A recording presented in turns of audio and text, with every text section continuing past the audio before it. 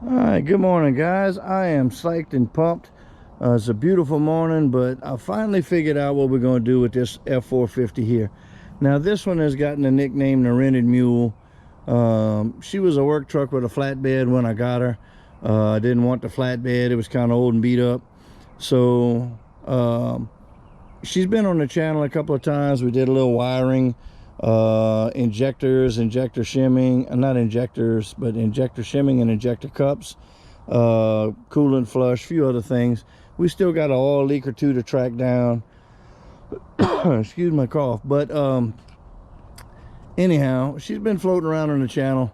We didn't really have anything particularly in mind, but I ran across a really good deal, and I'll tell you how it all came together. So we got a 12-foot cab, a flat frame here for a flatbed, so the axle's pushed back a good bit. 488s in the rear, which is, I don't like to go any shorter than 430s, but 488s will pull hell off the hinges. So she's just a plain Jane single cab work truck. We're not building a SEMA truck or anything. We're just building the ultimate shop truck slash tow rig.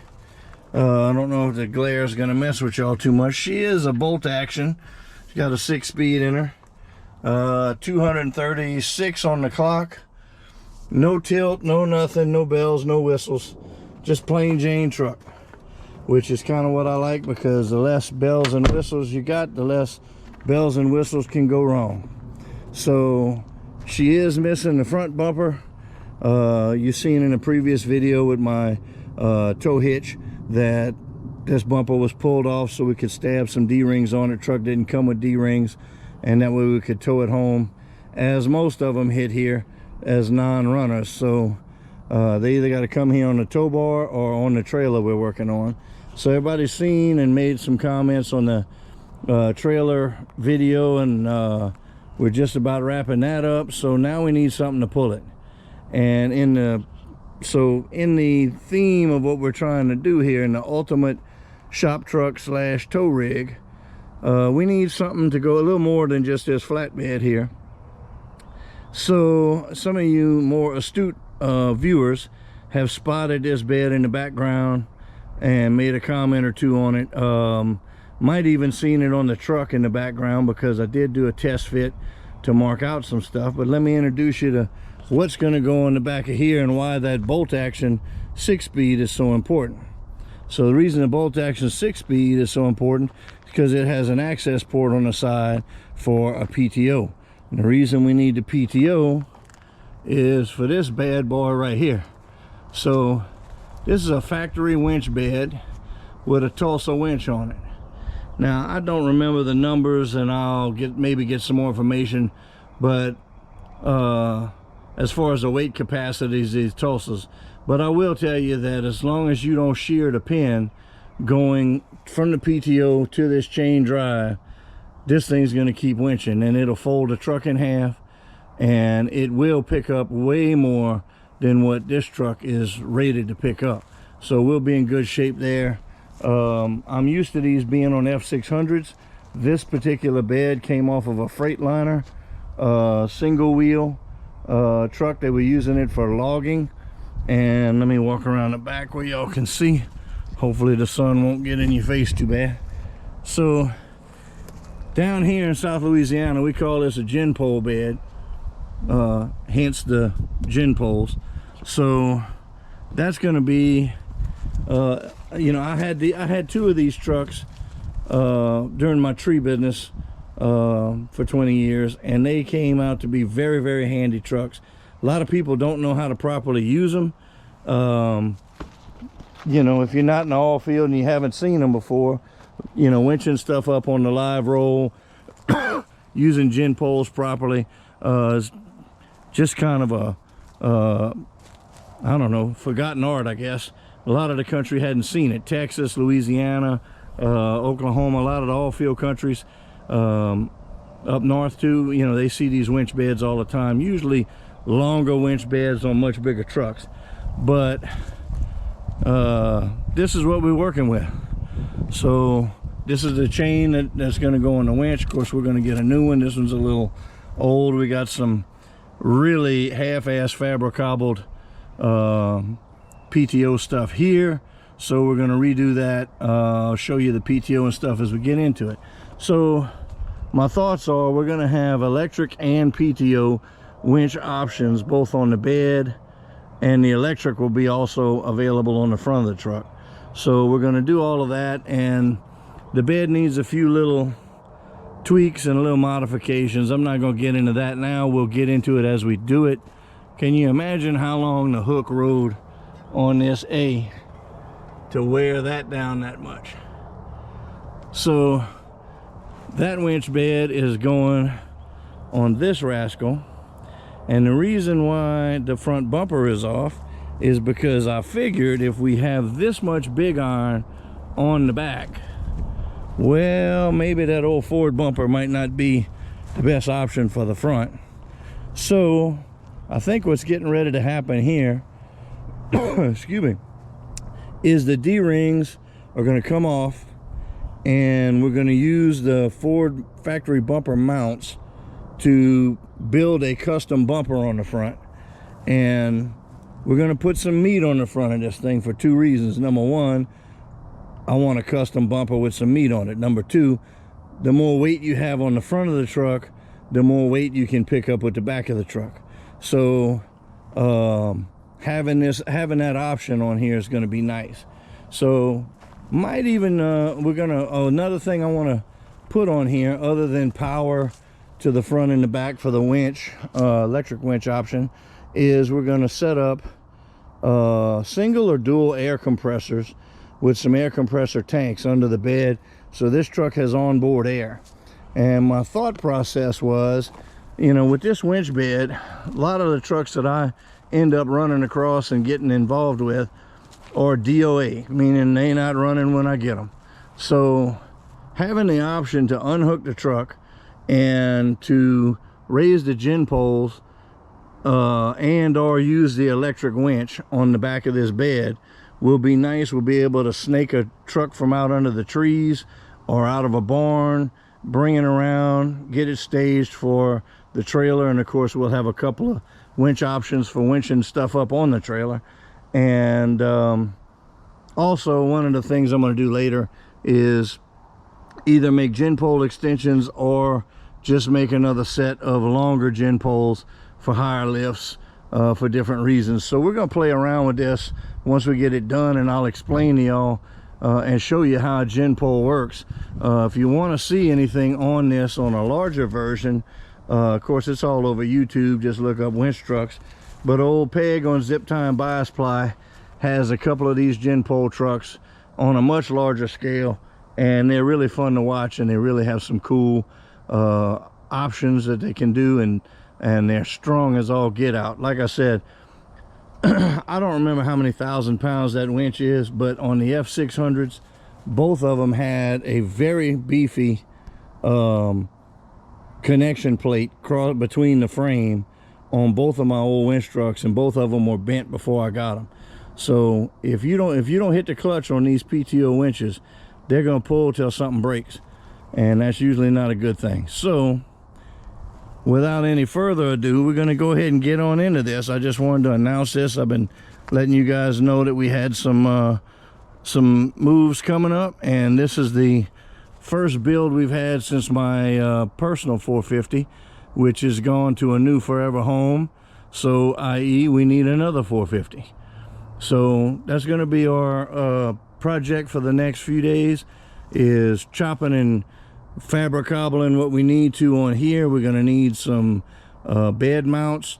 We'll do the standard bed mounts like we did on flatbeds in the past, but we're going to beef it up right here. This is actually cut off, but this whole plate usually drops down and gives you quite a few bolts on the frame.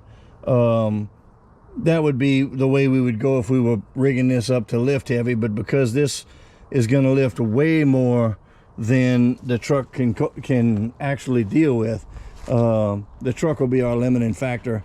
And I think the truck will be rearing up or squatting or whatever when we get to a limit. So but we are going to have at least 4 bolts, possibly 6 bolts down to the frame off of the winch bracket, and then individual bolts with 4-inch channel in the middle and rear of that. And that also brings me to this hitch right here. Let me get on the sunny side, maybe y'all can see it better. This is a really nice attempt at a hitch. I don't know what they were thinking, because they welded here, here, nothing here. No gussets or reinforcements around the box, and same thing over here. No real weld here, no weld at all here, and if I can get it in frame, so no weld here, no weld here, and or a couple of tacks here. So we're going to cut all this off and redo this this whole hitch situation. I may be able to salvage that, may not, I don't know. And of course we'll have to rig you know, a fuel fill to the bed some kind of way. And thanks to the previous owner for cutting off the factory forward plugs, so we'll have to wire our lights up. Excuse this cough, people. I have, since I got sick a while back, I've not been able to get rid of it. So that's what we're going to do with this. You know, not really a lot of cosmetics. She may end up with some maybe a couple of doors. We may touch up a little of the roof rust, but again, we not this ain't a show pony, this is a work mule. So if you want to see what we did on this truck previously, go to the channel, go to playlist, look up Rented Mule. And of course, as we come out with videos on fabricating what we need to on this bed and putting it on the truck and rigging the PTO and all that kind of stuff, that'll be coming out hopefully weekly, and also be on the playlist as well. So that's enough jaw jacking and talking about it and getting pumped up about it. I think it's time for us to take a little action and make something happen. So let's get on it. All right, so we're getting started on the bed today. As y'all can see, alignment issues right here. They had some kind of a homemade tensioner. Some very sexy, must have been plasma table cut grooves here, so straight and engineered like. So this is all coming off. My favorite thing, and I don't know if you guys can see this, but in order to lock the dog in so that the winch can't freewheel, they came above this block and welded the damn thing. Now really all they needed was a damn little tack weld, but they go weld the whole thing. So now that's got to get ground off. That's going to take half a day. So we're going to have a lot of cutting and grinding. These brackets under the winch got to be shaved flat so that we can have it sit on things. We got a few old hanger plates we may have to cut. We're going to cut these lights off because I don't want to fool with that again. A D-ring a hole like this back here for that D-ring right there to flip upside down and sit in so that everything's flat. Another light to cut off. These are going to be cut off and repositioned with a bolt so that these gin poles can be removed. Cutting redoing these back lights and these tail chains, that's gonna all be taken off. So I know we covered this before. It's been a few days since I got back on this. So same thing on this side, lights. There's a few other pieces underneath. I'll show you later. So we're gonna get into some cutting and grinding. May put y'all on time lapse, or may just come back when it's done. Grinding is not exactly fun to watch, so let's get into it. Alright, if y'all look on each side, you can see some daylight in there. So I took the grinder, came down vertically to try and separate that weld from this and this and just leave it on the shaft. And with these really impressive sexy welds, I'm hoping maybe we can bust it loose. So I'm gonna get the air chisel, see if we can't hammer on them a little bit and make something happen. Well, it's my day to go to the damn casino, I can tell you that. I took a chance based on what I've seen as the welding skills of whoever did all of this, that this thing might not have been welded on there too good. So I took the air chisel and got under it and knocked it off. So this ought to clean up pretty good. I got to get way up in this little crack a little bit and break this weld free from the cast iron dog, and then the dog can slide a little bit and I can buff all this free and clear. So big thanks to this tool right here. If you guys don't have one, that's a monster, and not the little bitty one. This thing will wake you up, and she's got a lot of kick to her. So hopefully this was the actual weld, if you want to call it that. Not exactly the best weld, and thank you Jesus for that. All right, let's get what I'm going to try and do is take this big dog right here and see if I can get into that little crack and buff it out. Let's see how that goes.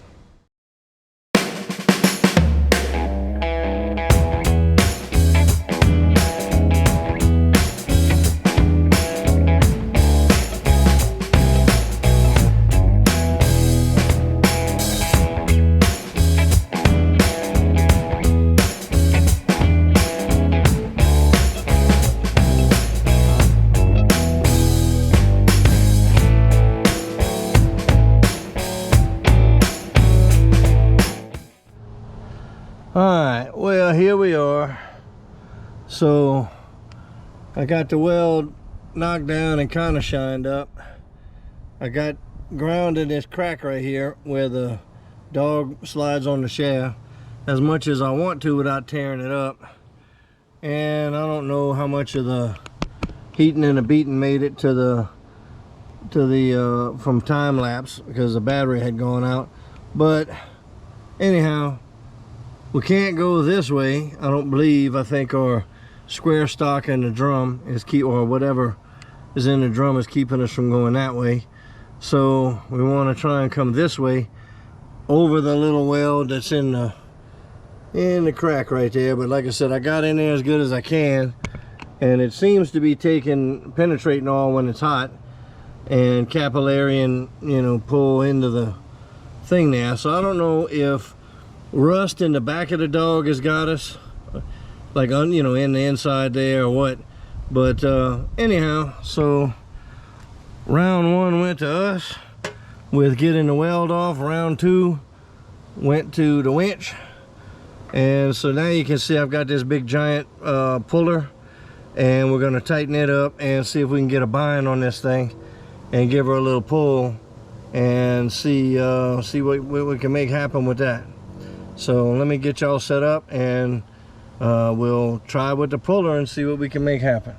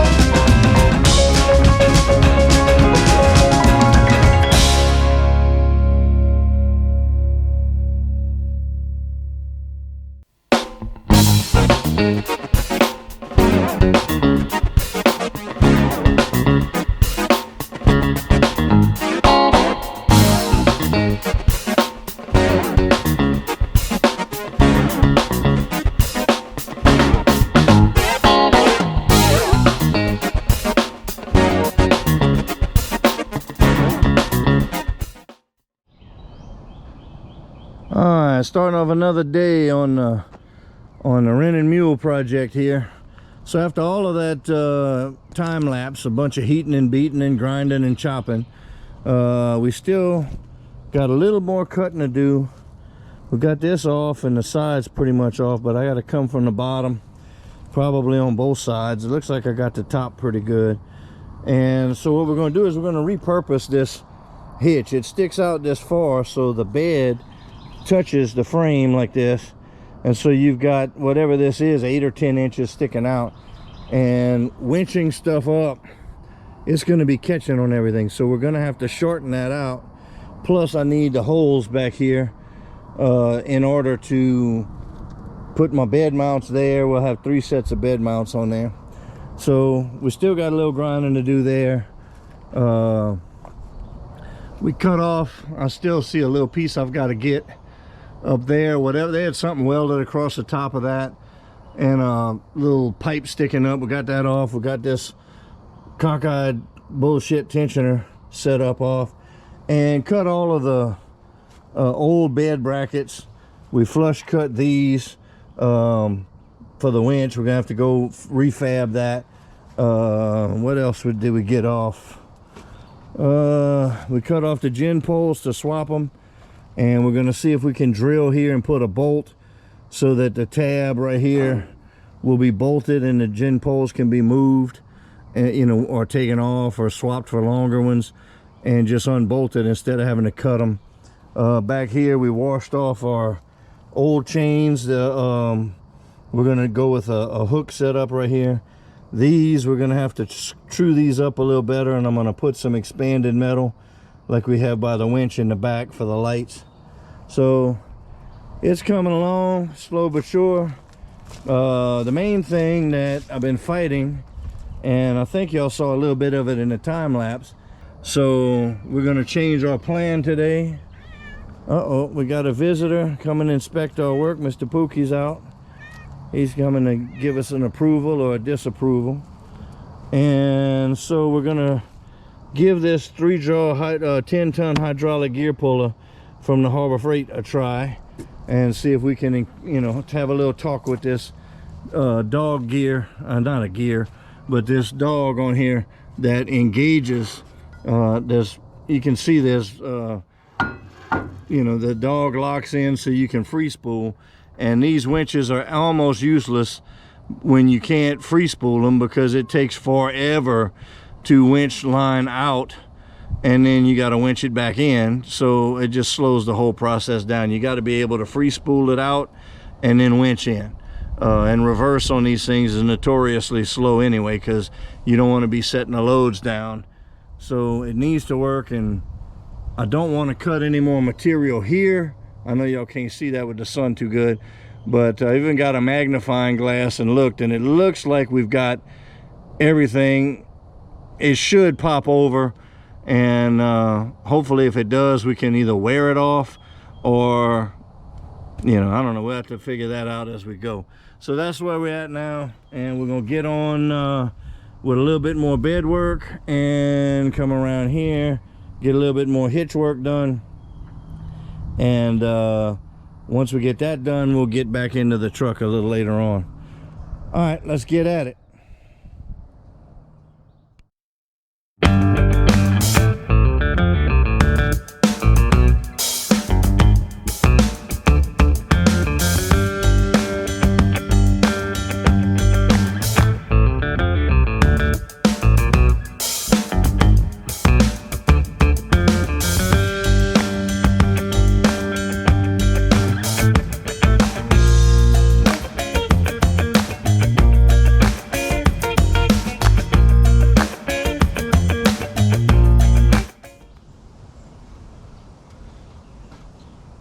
All right, guys, I think we're gonna cut it there. I know y'all probably had enough of the grinding and torch work and all that fascinating stuff to watch.